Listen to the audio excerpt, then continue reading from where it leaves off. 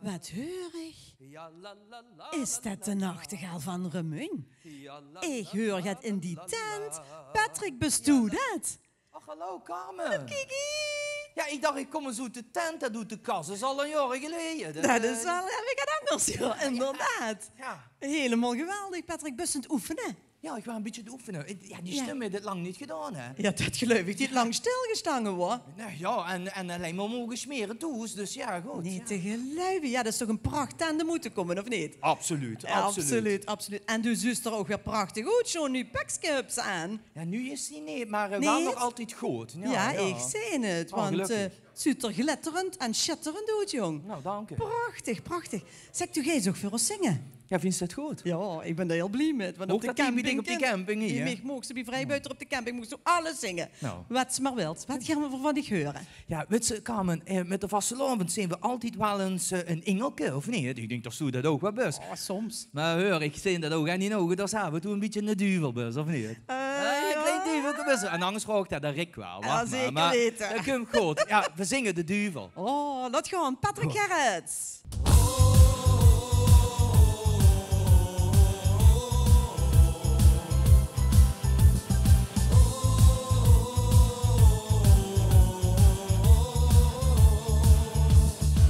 Kom weer naar rechts, of gaan we naar links?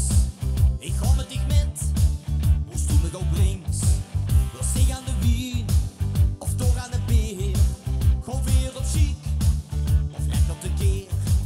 Dan knallen de feest.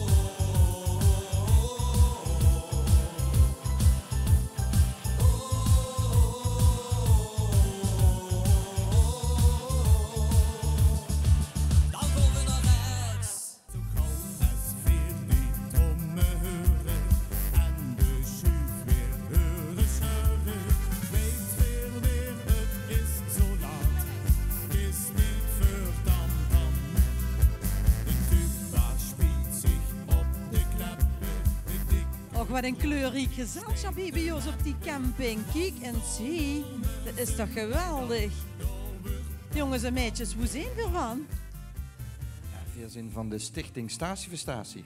Kijk, natuurlijk, van de Statie voor Statie van Remun, want er is er geen eindje onder als dat, of niet? Ja, dat klopt, dat klopt. Als ze over een festival mogen spreken, dan is dat wel het festival van het jaar, of niet? Er is de afgelopen dagen ook veel over festivals gesproken. Ja. Maar ja, als er einde is met de vastelavond, ding ik dat verder wel zien. Ja, echt wel. Chapeau, chapeau voor u, want dat is ieder jaar een heel happening, of niet? Absoluut. Ja. Wieveel mensen staan er dan op dat plein? Zo rond de 25.000 komen ons festival-evenementen bezoeken. Dat is niet te geloven, of wel dan? Nee, dat is ieder jaar weer een kippenvelmomentje, denk ik. Ja, dat geloof ik. En dat maakt dich super trots, hè? Ja.